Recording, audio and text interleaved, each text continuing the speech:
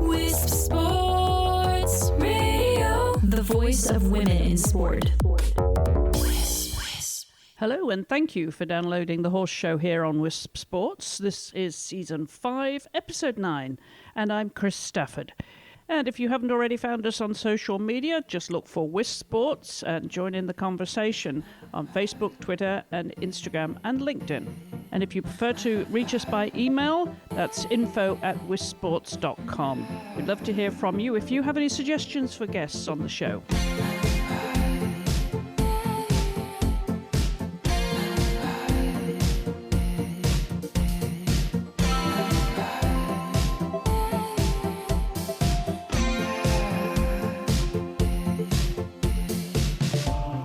And this week we're going to continue our series of equestrian legends, and this is a recording I did back in 2012 with Betty Ann Lester.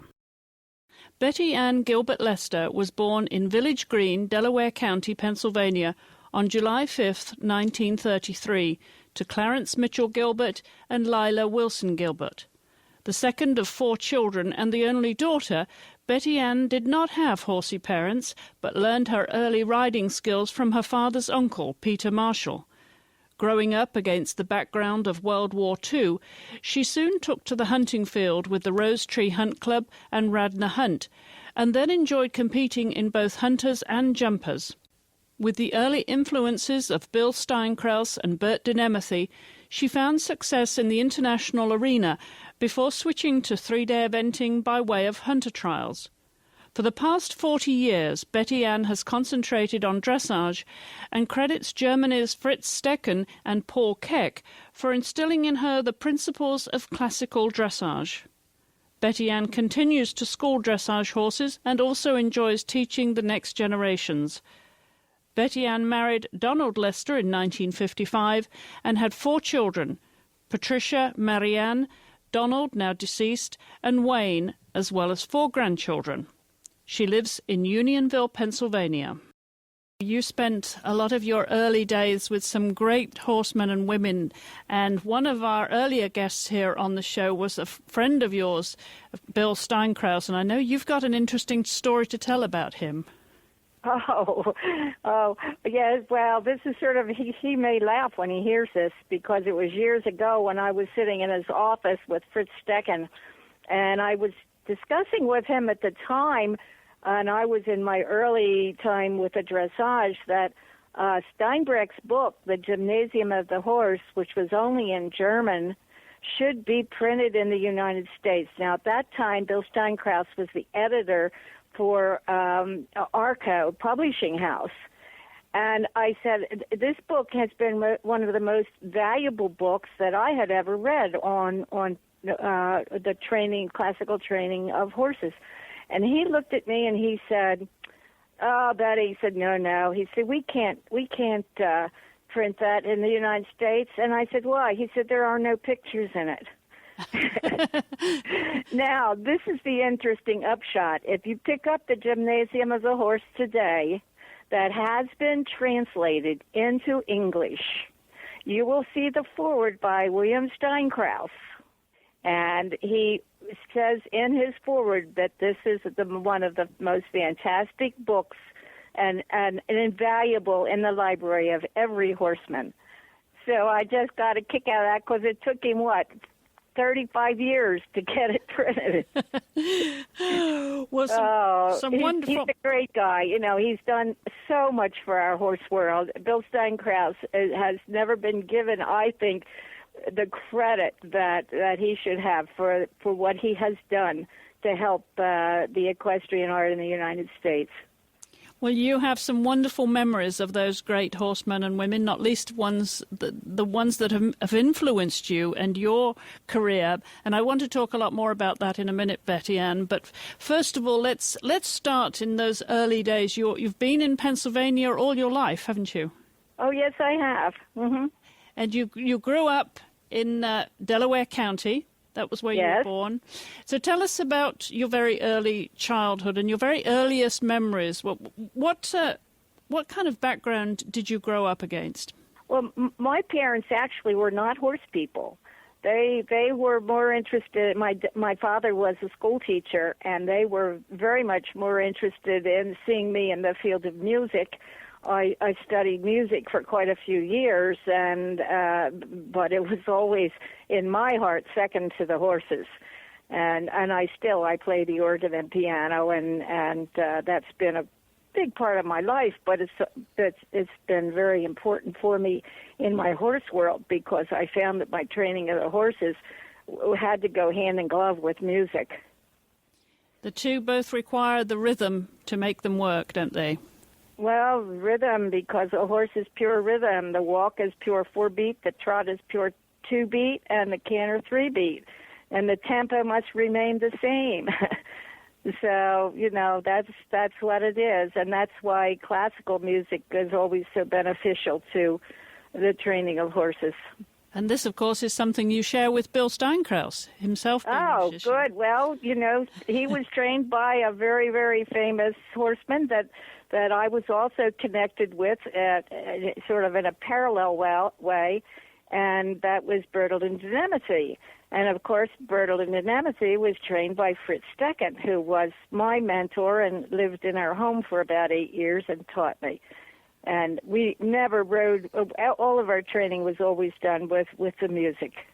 Now, you said your parents were not particularly horsey, but your father's uncle Peter Marshall, he was an influence in your very early days. Oh, he was very much. He's the one that really started me fox hunting and put me on my first pony when I was little, and when I was 10 years old, I started fox hunting alongside of him.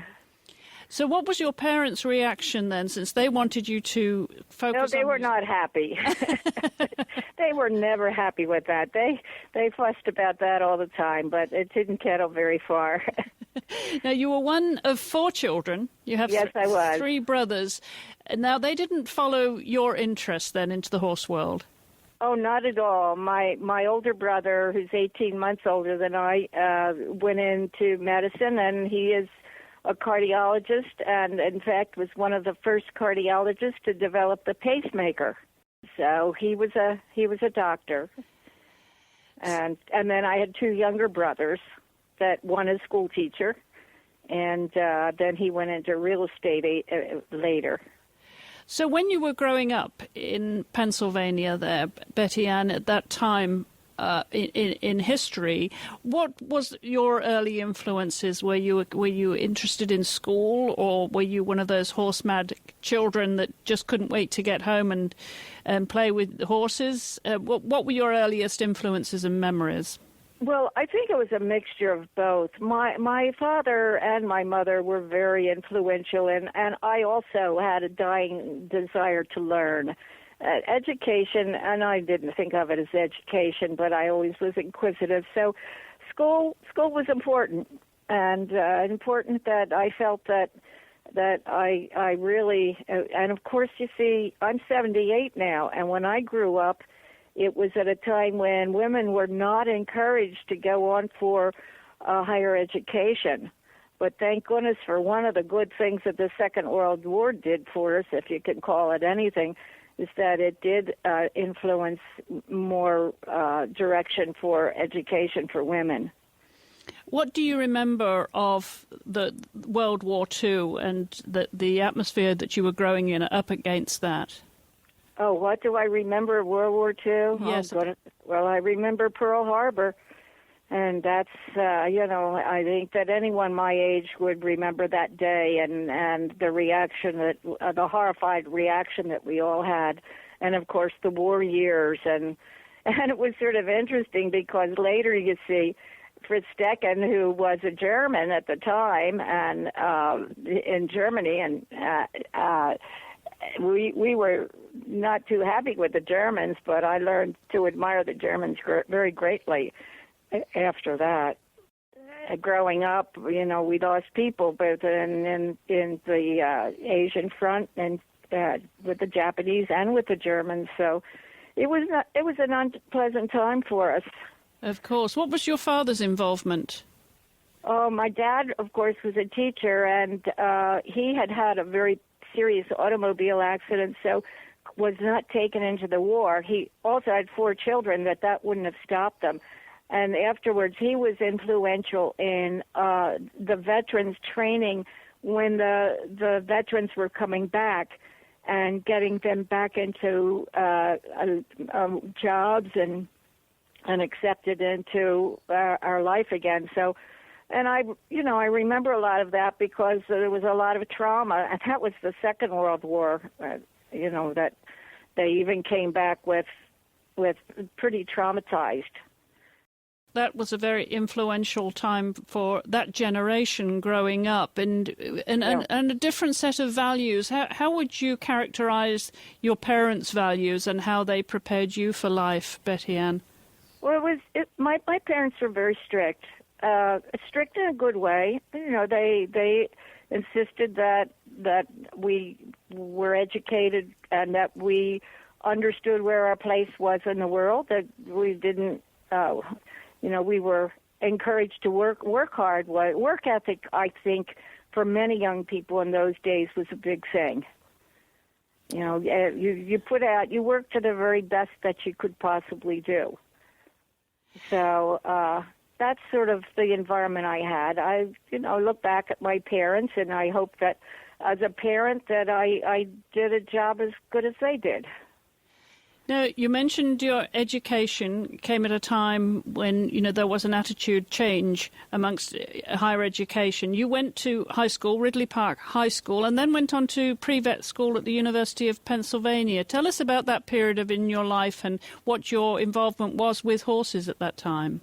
Well, at that time, it was I had been doing a lot of teaching and training. And my parents, because my father was a school teacher, and school teachers at that time were not highly paid, and my brother being in medical school, it was taking a lot of money, so I had to earn my money to get on into school. And so that's one of the reasons I didn't finish, because there was no money. But instead, I continued, writing and training, teaching, and I made a little bit of money with horses just because I would take young horses and bring them along and sell them. And I did a lot of taking horses into the hunting field, and they did really well in the hunting field. And, of course, people were always very anxious to buy a nice hunting horse. Well, where did you do this, Betty Ann? Did you do it at the family property, or did you have to go to a riding school for this? No, I never went to a riding school. My Uncle Peter had a horse farm, and I spent a lot of my time there. But I hunted with the Rose Tree Hunt Club, the Radnor Hunt Club, which was right in my area from the time I was little. I fox hunted with down at William DuPont's at Fair Hill, and actually hunted with Ross Taylor. He had hounds then, and I rode the whip. And I did a lot of showing over fences. I showed dressage is my big thing now, but it came out of my training hunters and jumpers. Back in the 1950s, I guess I don't even remember the exact time. Maybe it was in 40s, I forget. The American Horse Shows Association had us begin to ride against the clock, particularly for open jumping. And I found that very difficult on my horses. And that I could get over the fences, but I was many times under the clock. So that at that time, and this was sort of the opening time in my life, that I had this wonderful man come that didn't speak very good English at all, and he saw me ride and encouraged me, and he said, Betty, I come, I help. And I didn't know exactly what he meant, but he began to come several days a week and began to school me. And that was the first time I ever heard the terms half halt and volte, and I learned how to ride the horse from behind. That man's name was Paul Keck. That was his Americanized name, but he was actually the best friend from Berlin to Nemethy. They were on the team together at the Royal Hungarian Academy in Budapest. And, of course, that was the training that was so important for us here in the United States. And, of course, Bill Steinkraus will know it only too well, how that training from Bert and Nemethy created our team in the United States to become one of the greatest in the world. So, and that inspired me. That dressage, then I began to understand the importance of dressage and knew that was where I really wanted to go. I wanted to learn more. I wanted to know more about the development of the horse and the right way and training. So that's sort of, this was my high point in my life when Paul Keck came into my life. So going back to those days when you did some hunting as a small child, and then you made the progression into hunters and jumpers, was that a natural progression then, Betty Ann, or was it just that was available at that time for you to get into? Oh, no, I continued both at the same time. I mean, all winter we'd fox hunt. We'd fox hunt all winter, and then in the spring we'd go to the shows and compete and right up until fall. And actually in the summertime we'd take the hounds out and cubbing, and so the horse shows and the fox hunting tied in hand in glove. Yes, but I'm just wondering why you chose hunters and jumpers as a young It was the person. thing at that day, Right. in those days. In the United States, that was sort of on the East Coast. If you were in the West, you'd probably done Western riding, but on the East Coast, that was the big thing that we did, hunters and jumpers, equitation classes. There were other fields, too, like the American Saddlebred and so forth. I was not involved with that, but that was what we did in those days. We did not have eventing in our country at that time. We had hunter trials and the hunt races, which I participated in, but then, you see, the dressage came and the eventing. But that was not until right after the Second World War, and I guess at 1948 might have been a pivotal time, that we here in the United States began to appreciate that we needed to compete internationally.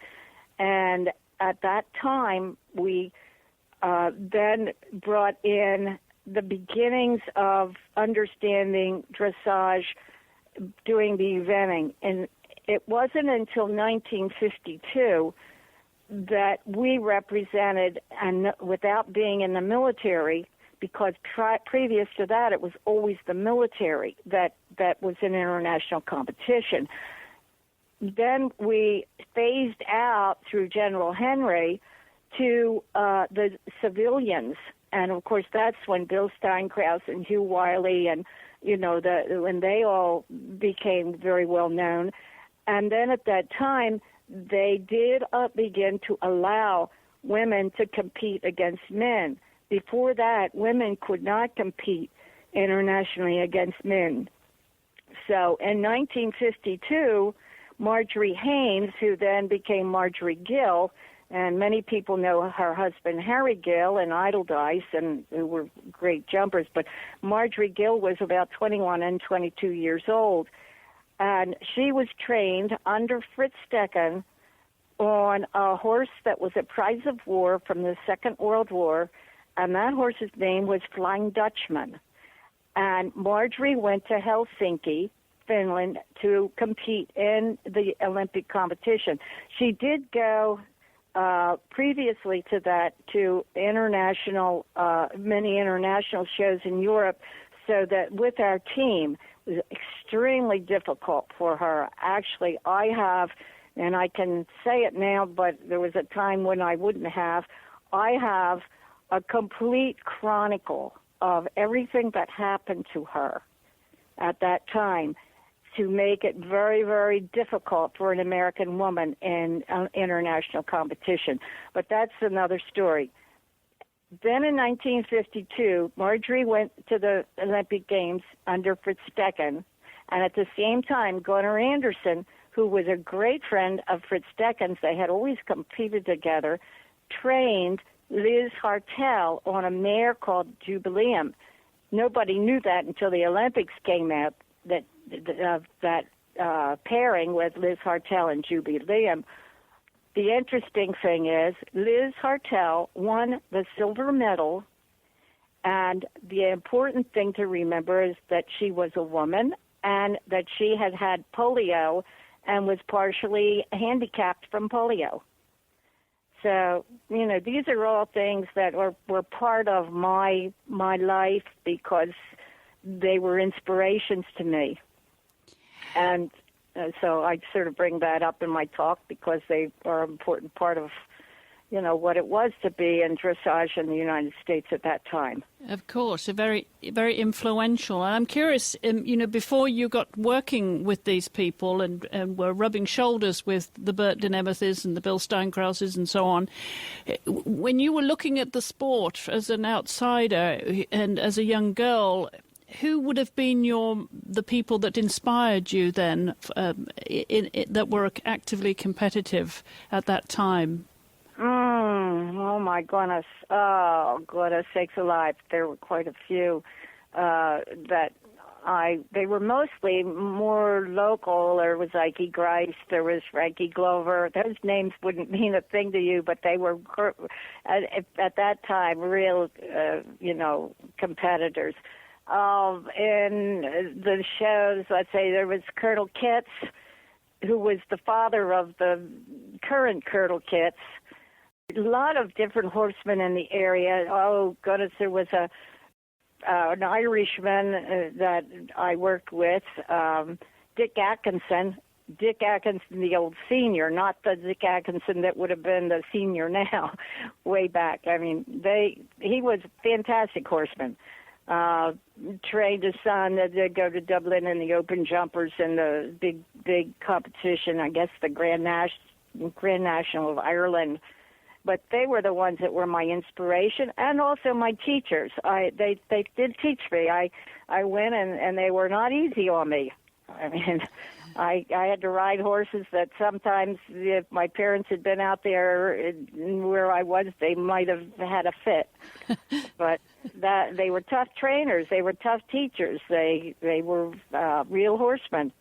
And they'd put you up on a horse and say, you sit there and keep your feet tight, keep your heels down, and don't cry. No crying and riding. I'm serious. I had old Dick Atkinson tie my toes together in front one time because around the front because he said I stuck my toes out too much, and it was all right until the mare came down over a fence and fell. and I got beat up a bit too. But and they inspired me. They inspired me to know that training horses must be done with understanding and love and never with force, and teaching, you never raise your voice. The student doesn't come out there to be yelled at. The military technique of training is wrong. So, yes, I guess you can say I got my inspiration from some tough old horsemen. Now, tell us about the competitions, the horse shows that you rode in, that you maybe had some favorite venues, did you, at the time, that you enjoyed showing at? Oh, it was sort of fun. Harrisburg Horse Show was always fun. Good competitors came in. Devon Horse Show was not like it is today. It was a fun show. We showed at Devon. I didn't travel abroad as much when I was younger. I had to stay more in this area because we didn't, my parents weren't ready to cart me off across the country to be on a horse. So, but then as I grew older, and I was in on the early, I know that you know dressage at Devon now, but I was in on the very beginning of dressage at Devon and was one of the founding people for the Delaware Valley Combined Training Association, that is really a big organization now in this country, and was the starting of dressage at Devon, and the other events that we had that now are like at Fair Hill and all of those were originally founded by the work that we did with the Delaware Valley Combined Training Association. And you also did some competing in hunter trials too, didn't you? Oh, yes, I did hunter trials, and that was a lot of fun. And taught you to, with your hunting background and then going hunter trials as well. And did that lead you to having a go at eventing? Well, yes, it did, because it went right into eventing. Because then, you see, the competing became a little bit more specialized. Then you needed to begin to understand what dressage was about. And that was my strong point, because dressage became my real love at that time. And I love the galloping over fences. The other thing, too, I have to say that at this time I was married and had my first child when I was doing the eventing. And I backed off quite a bit from the eventing. It didn't challenge me either. I mean, first of all, I couldn't take a chance on getting hurt, and some of the horses that I ended up riding were tough horses. And because I didn't have the money to go out and buy horses that had been trained by anybody else or that were really top drawer horses. I had some good horses then, and I was very, very fortunate. I was very fortunate to have the trainers and the horses that I had, but it was just through good fortune that happened to me.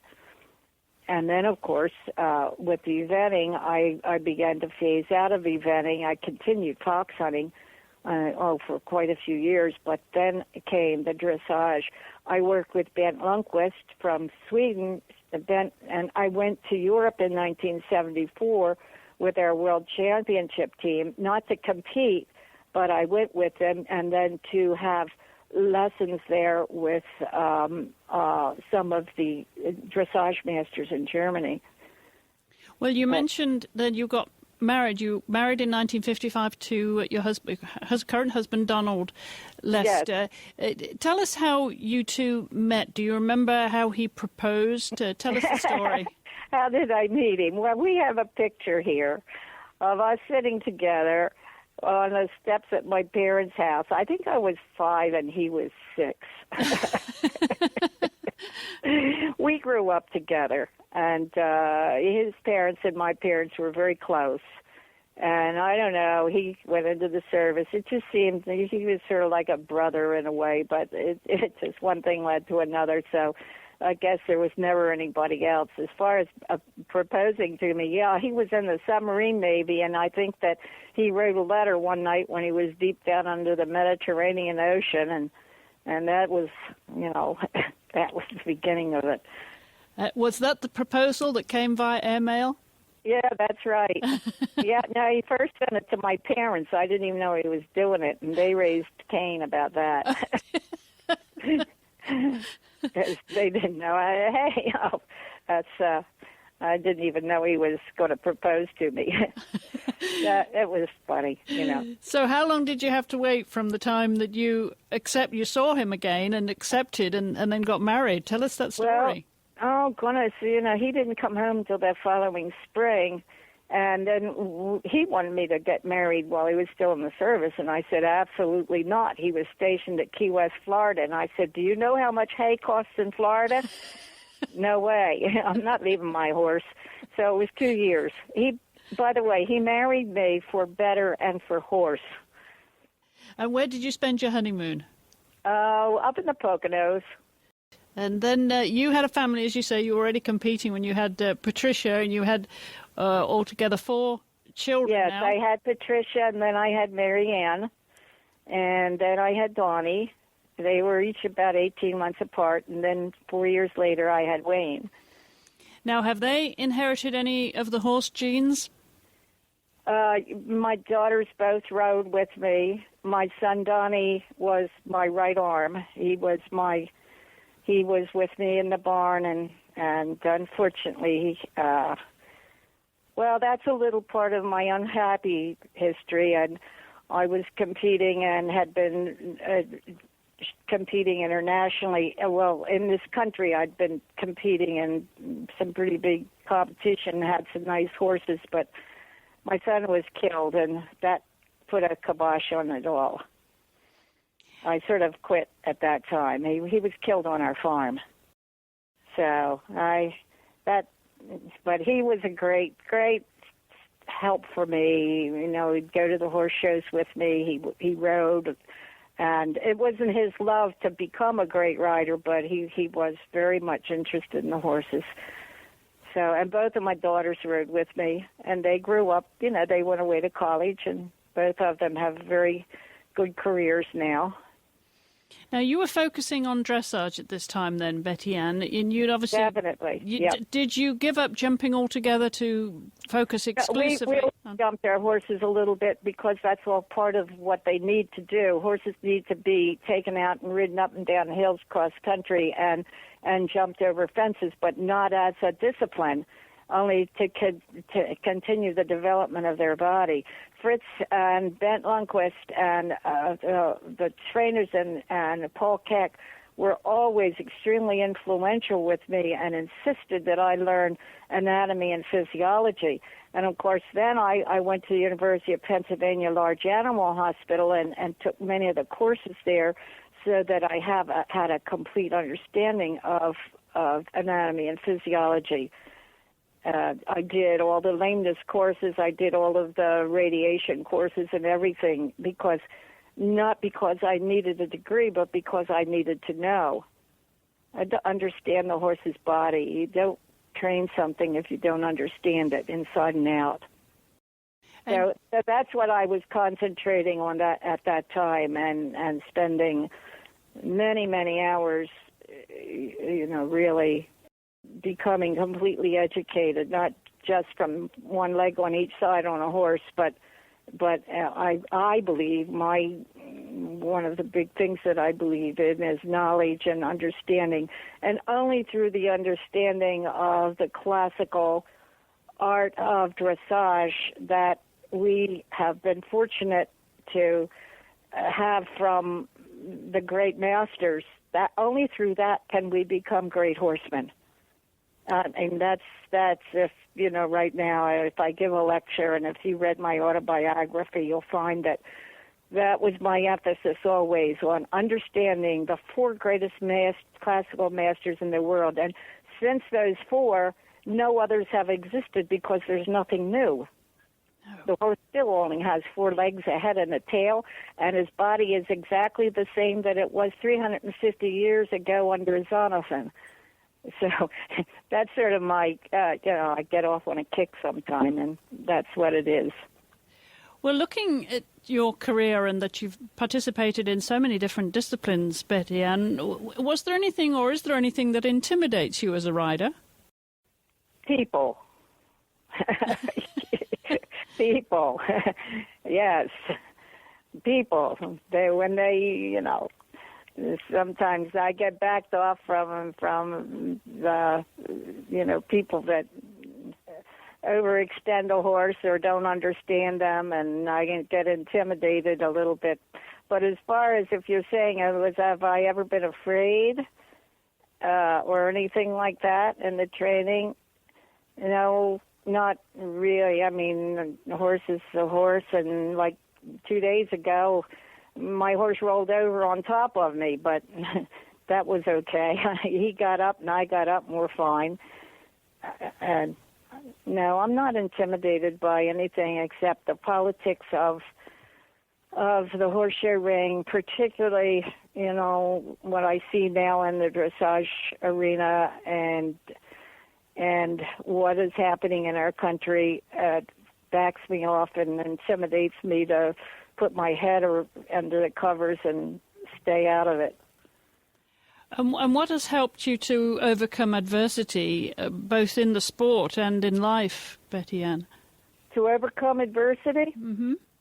There's only one way you overcome adversity, whether it's with horses or anything else. You keep two legs down underneath of you and your head in the middle. Right. Because otherwise, you know, I mean, every one of us has run into adversity, and you find out the answers, and if you can change something, you go ahead and change it. And if you can't change it, well, then just keep on going. Now, you have a warm blood and you're still involved actively riding. And are you competing at all these days, Betty Ann? I'm not competing, but I've said to some of my students that I would like for maybe one of them to take. I have this wonderful Danish warm blood.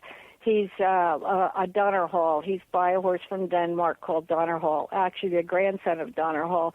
Beautiful horse, a very fine mover, very talented horse. And I'm enjoying him every single day because it's just like he's just very, very keen, good mover. And I find it at 78 difficult to ride the way that I used to, but I do. And when I have him finish train, but I will not really compete him unless he's going fourth level and up, because otherwise, the shows aren't set up to give a good foundation for a dressage horse. And that's another subject. But no, this is a very fine horse. I hope I live long enough to bring him to Grand Prix. And as you say, he's a Danish warm blood, but you did have some experience with saddlebreds, didn't you? And that. Oh my goodness, yes. My first horse was that I had trained to Grand Prix was an American saddlebred. His name was Determination. I had some wonderful pictures of him.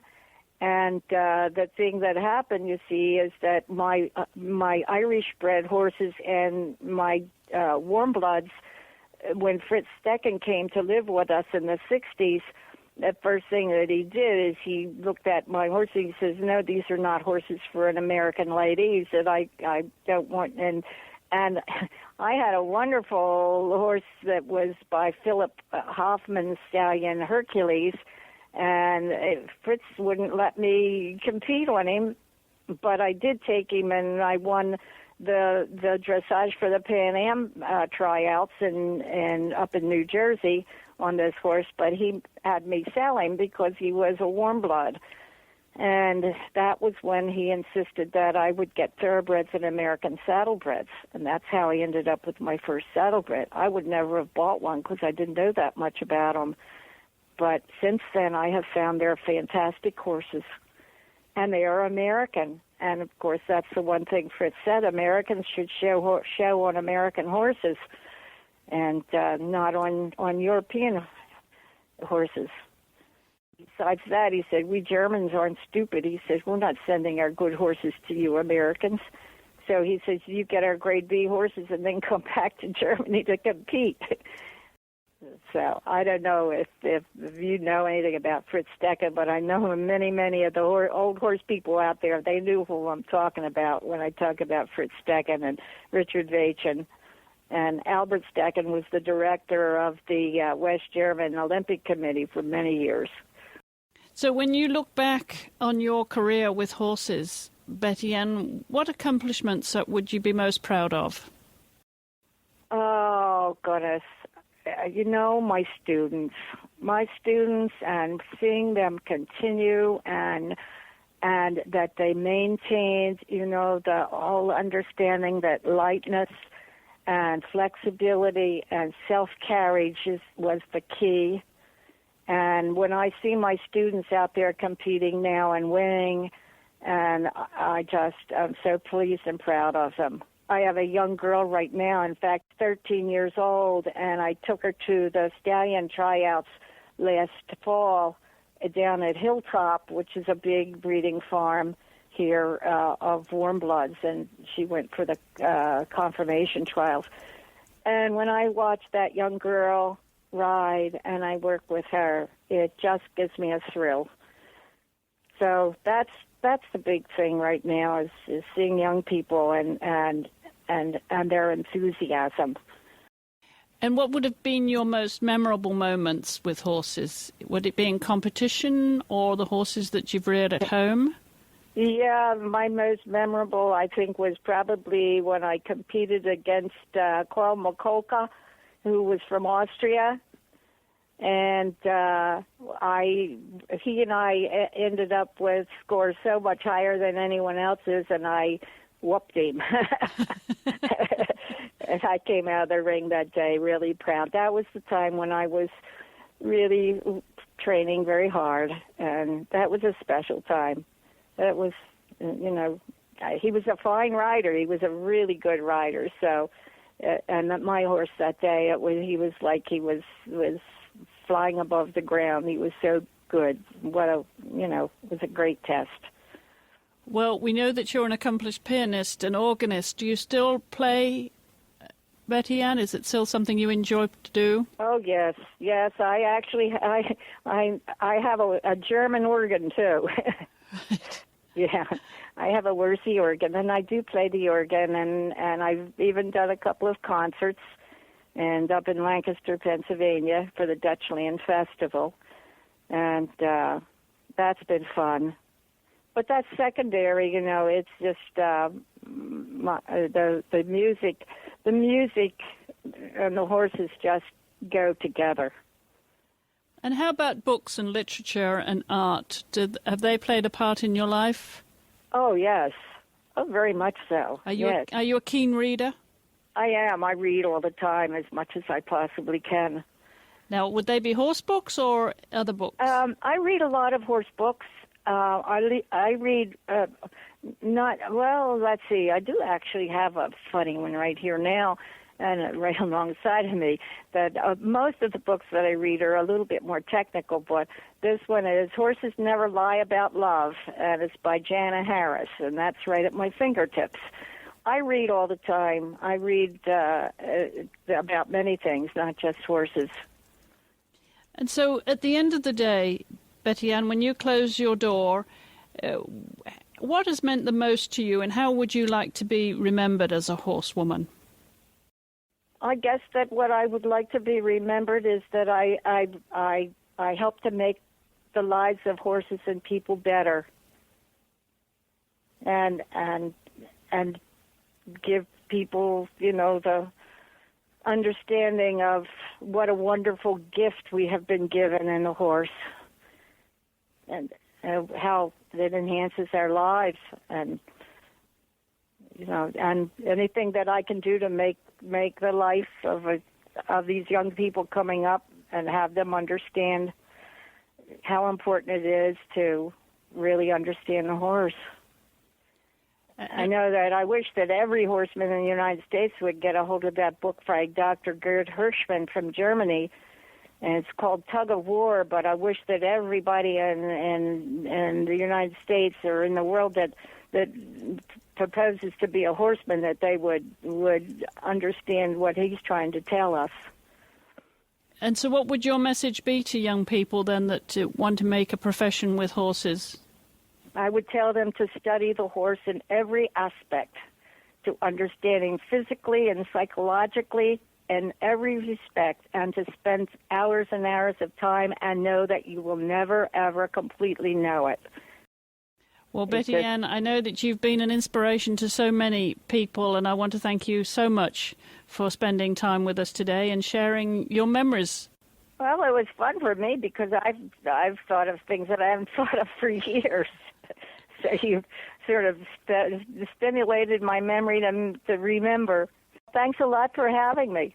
And you can find several other episodes in this series of Equestrian Legends by looking for The Horse Show under WWII Sports on your podcast app, and also online at WWISports.com. Just go to the top menu and drop down the listen menu there to The Horse Show. There are a lot more episodes. And I'll be back next week with another equestrian legend. Until then, thank you for listening, take care, and as always, feel free to share your stories with us on social media. Until the next time, thank you for listening. Goodbye for now.